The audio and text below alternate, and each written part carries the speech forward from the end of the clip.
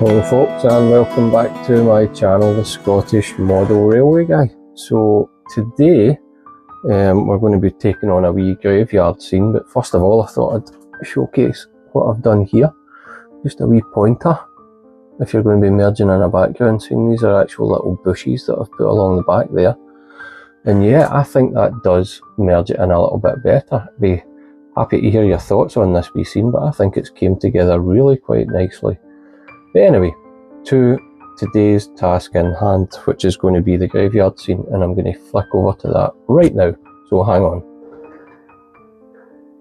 So some of you might be familiar with this zone if you've watched the video where I put it together. If not, I'll put it up here, and you can see how quickly I managed to put that whole church yard together, which was I think it was under 2 hours all in, including the lighting. And incidentally, if you've never done the lighting, one of my most popular videos is right here. But the task in hand today is to take on these little, what I guess are 3D printed gravestones, and I'm going to create a little grave scene. It's going to involve a little bit of weathering, basic weathering of the gravestones themselves, and a little bit of scenics to get that to where I need it to be. And it shouldn't take too long. Now, before we jump on, if you've never been here before, welcome to the channel. If you have, welcome back. Please do consider subscribing if you haven't already. There's loads and loads of stuff like this going on. But anyway, let's press on until the end, so we can see how this little double gauge scene is going to turn out for my model railway.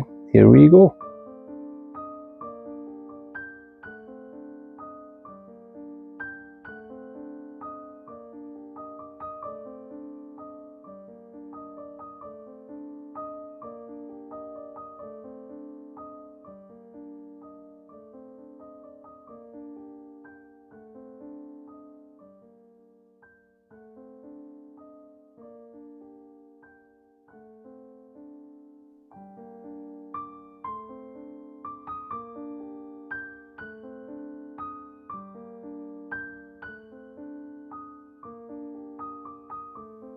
And yeah, that is a sort of really quick way to get your little graveyard scene to a place.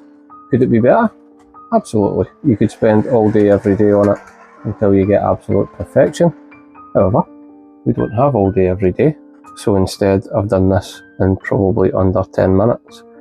I think I could absolutely do some more weathering on that. The paintwork worked out in that one quite well, because it went for the same light grey 3D printed as that one, and just got the colours wrong, I think, on this one.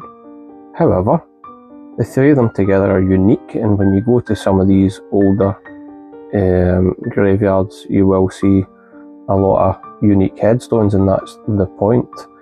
So I'll spend some more time weathering this, blowing it down, because I've just shifted it, and we shall take it from there. But for now, that was that. If anybody's got any questions on it, please do ask.